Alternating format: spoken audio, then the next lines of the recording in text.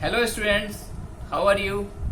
अच्छे हैं आप लोग। तो कुछ स्टूडेंट की डिमांड आ रही थी कि सर एक्चुअली इस समय ऑफलाइन क्लासेस नहीं चल रही हैं, टीचर्स का टच नहीं मिल पा रहा है। तो सर बहुत टाइम से अपन जब घर पे बैठ के प्रिपरेशन कर रहे हैं तो टीचर के थ्रू वो मोटिवेशन नहीं मिल पा रहा है। तो बच्चों की डिमांड थी कि सर एक मोटिवेशन पर भी वीडियो बनाइए जिससे हम लोग अब अच्छे से प्रिपेयर कर पाएँ, क्योंकि अब जेई का एग्जाम बहुत ही क्लोज आ रहा है। सितंबर में आपको जेई का एग्जाम देना है। तो चलिए मैं सबसे पहले कुछ इंपॉर्टेंट पॉइंट आपके साथ शेयर करना चाहता हूँ। तो सबसे पहले मैं बच्चों ये बोलना चाहता हूँ कि आप लाइफ में जो भी बनना चाहते हैं, डॉक्टर बनना चाहते हैं, इंजीनियर बनना चाहते हैं, आप रिसर्च फील्ड में जाना चाहते हैं, आप एस्ट्रोफिजिक्स पढ़ना चाहते हैं, whatever you want to be, है ना, उसके लिए आपके अंदर क्लैरिटी होना बहुत ही इंपॉर्टेंट है।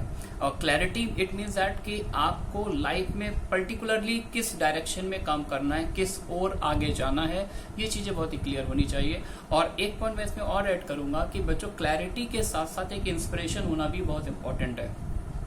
कि आप जैसे आईआईटी के टॉप क्लास इंजीनियर बनना चाहते हैं, आप आईआईटी बॉम्बे में पढ़ना चाहते हैं, एक प्रेस्टिजियस कॉलेज से जुड़ना चाहते हैं, एक अच्छी ब्रांच के साथ आगे बढ़ना चाहते हैं, तो इम्पोर्टेंट बच्चों इसमें ये हो जाता है कि आप बहुत अच्छा थॉट है ये कि आप इतना अच्छे कॉलेज से बीटेक करना चाहते हैं। लेकिन मैं थोड़ा सा इसको और जनरल फॉर्म में बोलना चाहता हूँ कि आप ये जो सोच रहे हैं ये बहुत अच्छी सोच है, ये पर्टिकुलर सोच है। लेकिन अगर आप इसी को थोड़ा सा जनरल वे से सोचें, आप इसमें ये सोचें कि हाँ ठीक है कि मैं एक अच्छे आईआईटी कॉलेज से पास करने के बाद मैं ये देखना चाहता हूँ मैं सोसाइटी के लिए क्या कर सकता हूँ, मैं कंट्री के लिए क्या कर सकता हूँ। और इन केस की जो अंडर प्रिविलेज स्टूडेंट्स है, जो बच्चे हैं जिनके पास इतनी फाइनेंशियल बैकग्राउंड उतना अच्छा नहीं है, जो अच्छे से पढ़ नहीं पा रहे, तो हम उनको किस तरह से गाइड करके उनको आगे बढ़ा सकते हैं, है ना। तो सक्सेस का मतलब ये नहीं कि आपने अपने लाइफ में क्या क्या अचीव किया। सक्सेस का बच्चों ये भी मीनिंग होता है कि आपने अपनी नॉलेज, अपनी टैलेंट, अपने टाइम को यूज करके कितने लोगों को आगे बढ़ाया। ये भी बच्चों बहुत इंपॉर्टेंट है, क्योंकि जब आप अपने साथ साथ दूसरों के लिए भी कुछ सोचते हैं, दूसरों को कुछ देने की टेंडेंसी रखते हैं, तो मान के चलिए बच्चों इसमें आपको ऊपर वाले का सपोर्ट मिलता है। ऊपर वाला हेल्प उस केस में जरूर करता है जब आप अपने साथ साथ दूसरों के लिए भी कुछ सोचते हैं। समझ गया बच्चों।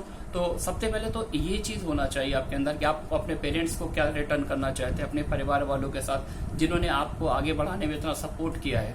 तो सबसे पहले तो मेरा ये थॉट है कि बच्चों आपको आपके अंदर उनके लिए भी कुछ करने के, उनको कुछ रिटर्न करने की टेंडेंसी अपने अंदर रखनी चाहिए, देने की टेंडेंसी होनी चाहिए। क्योंकि यार देखो, गॉड भी कहते हैं ना, भगवान भी किसी के लाइफ में आता तो हमेशा मांगता हुआ आता है। भगवान देता कभी नहीं है, स्टार्ट में कभी नहीं देता, पहले मांगता है ना। जैसे आपने एक एग्जांपल सुना होगा कि सबरी से मिलने के लिए राम जी गए थे, है ना, राम भगवान, लॉर्ड राम, है ना। तो पहले उन्होंने क्या किया, तो उनसे मांगा था हमें भूख लगी है, हमें कुछ खाने को दो।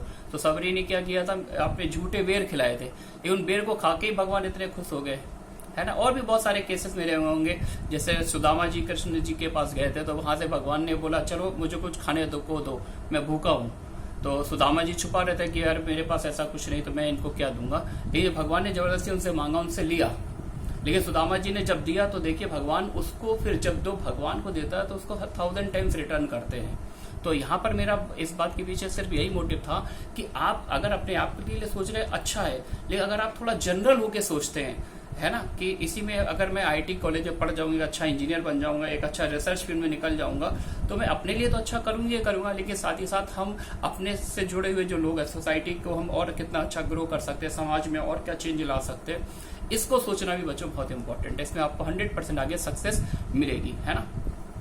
अब कुछ स्टूडेंट का कुछ इस तरह के भी क्वेरीज आ रही है कि सर बहुत ज्यादा फोकस नहीं कर पाते पढ़ाई पर, पढ़ाई जब करते हैं तो कई बार होता मन बिखरने सा लगता है, कुछ पुरानी बातें याद आने लगती है, फोकस नहीं कर पाते हैं। तो उसके लिए मैं आपको सजेस्ट करूंगा बच्चों, मेडिटेशन कीजिए आप, है ना। मेडिटेशन को मैंने अपनी लाइफ में भी यूज किया है और मैं आपको भी सजेस्ट करूंगा कि आप थोड़ा सा टाइम जरूर निकालें। मेडिटेशन का वैसे तो प्रॉपर टाइम होता है अर्ली मॉर्निंग करना, लेकिन आप लोग स्टूडेंट हैं, कई बार आप लोग नाइट में भी देर तक पढ़ते हैं, तो हो सकता है आप मॉर्निंग जब उठते हैं तो उतना आपके पास टाइम नहीं रहता, क्लासेस का टाइम हो जाता है ना।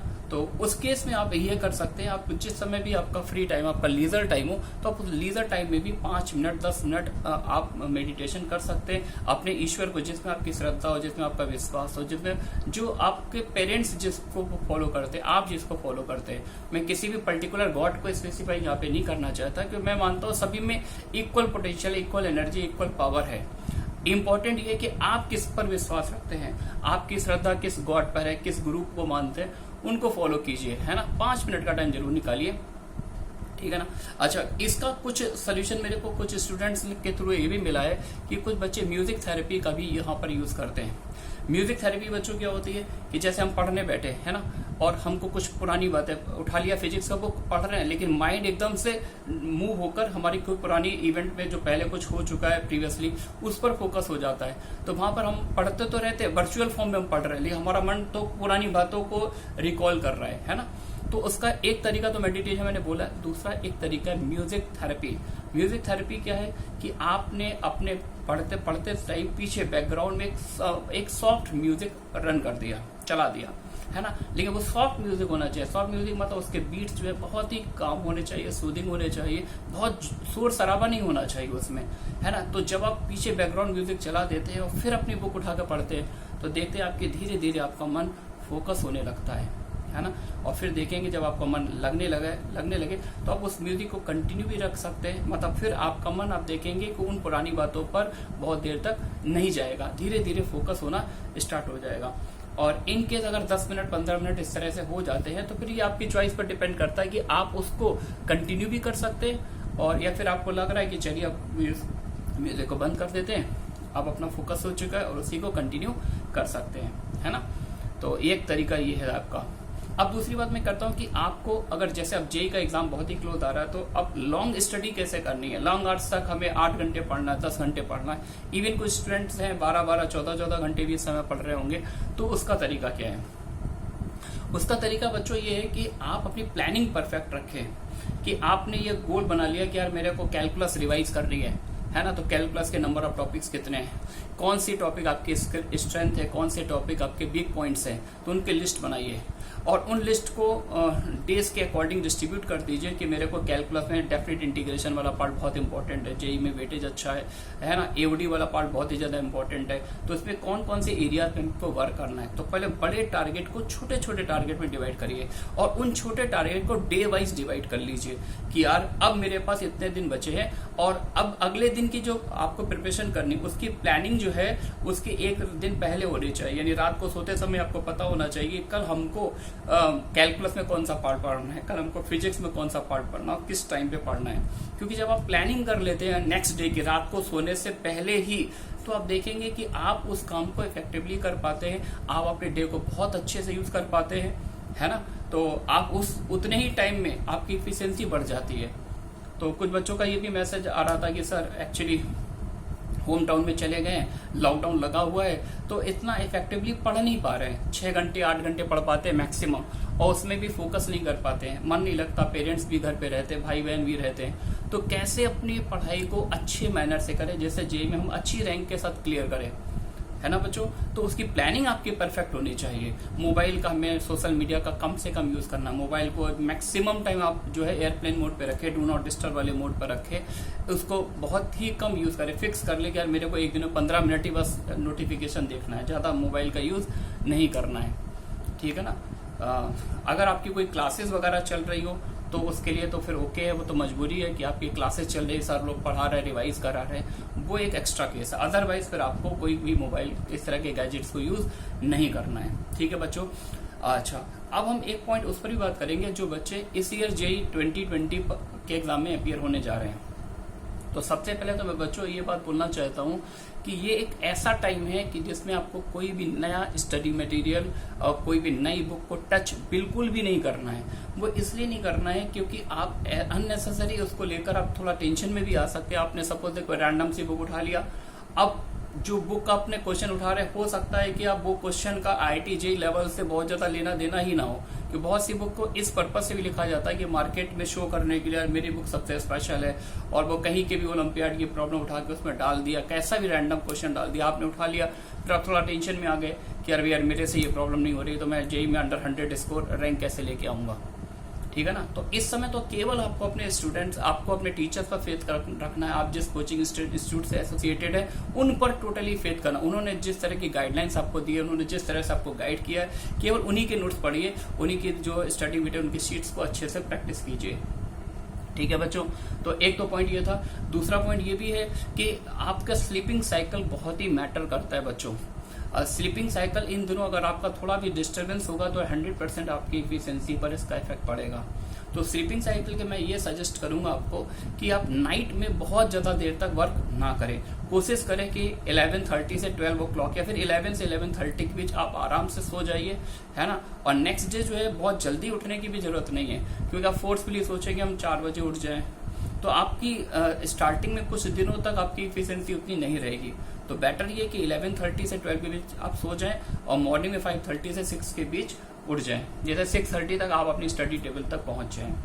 ठीक है बच्चों, और आपको पूरी प्लानिंग होनी चाहिए कि जो अगला दिन आने वाला है उसमें जो 24 आवर्स मेरे पास है उसको हम प्रॉपर किस तरह से इन्वेस्ट करेंगे। अगर हम 12 घंटे पढ़ रहे हैं तो हमारे फिजिक्स में कितने आवर्स जाएंगे, केमिस्ट्री में कितना हम दे रहे हैं, मैथ्स में कितना दे रहे हैं, किस टॉपिक पे दे रहे हैं, इसकी प्लानिंग एक दिन पहले होनी चाहिए। अगर प्लानिंग होगी तो 100% आपका टाइम कहीं पर भी वेस्ट नहीं होगा, है ना। एक छोटा सा पॉइंट ये भी था कि डे टाइम में सोने वाली जो टेंडेंसी है इसको बिल्कुल खत्म कीजिए।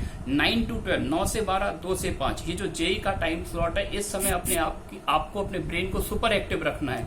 आपका ब्रेन बिल्कुल बहुत ही एक्टिव रहना चाहिए, ठीक है ना। और एक लास्ट पॉइंट मैं ये भी बोलना चाहता हूँ कि अब जो भी दिन बचे हुए आपके पास, है ना, तो इन दिनों में आप क्या कर सकते हैं, जेई के पेपर्स प्रैक्टिस करें, क्योंकि जेई मेंस और जेई एडवांस के बीच इस बार ज्यादा गैप नहीं है, क्योंकि जेई मेंस देने के बाद जेई एडवांस की प्रिपरेशन के आपको सफिशिएंट टाइम नहीं मिल रहा है। तो दोनों की प्रिपरेशन हमारी साइमल्टेनियस चलनी चाहिए।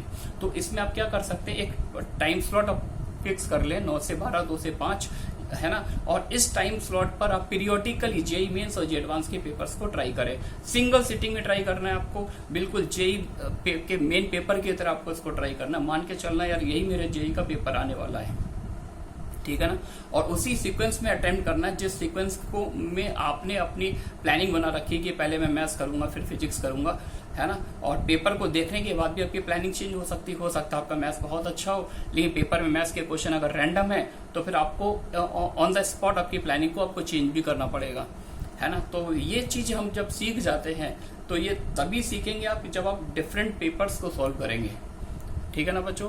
तो ये जो पर्टिकुलर ये जो टाइम बच रहा है, इस टाइम पीरियड में आपको क्या काम करना है, पेपर्स ट्राई करने हैं पीरियोडिकली। MWF ले लीजिए, मेंस का पेपर एक ट्राई कीजिए, और TTS आप जो है आप जे एडवांस का पेपर ट्राई कीजिए। पेपर को ट्राई करने से बहुत सारी नई चीजें सीखेंगे, पेपर के एनालिसिस करेंगे, आप पेपर्स में देखेंगे हमने कितना स्कोर किया, कहाँ पर मुझे और अच्छे से वर्क करना, फिर उसी को अकॉर्डिंगली आप अपना प्लान बना सकते हैं कि हाँ मेरे को अब इन दिनों में ये चीजें, ये टॉपिक और अच्छे से रिवाइज कर लेने हैं। समझ गए बच्चों। तो बस मैं इन्हीं बातों के साथ अपनी बात एंड करना चाहूँगा, और मैं चाहूँगा कि आप लोग अपने लाइफ में आगे बढ़ें, अच्छा करें, अच्छा सोचें, अपने लिए भी सोचें, अपनी कंट्री के लिए भी सोचें। Okay, thanks.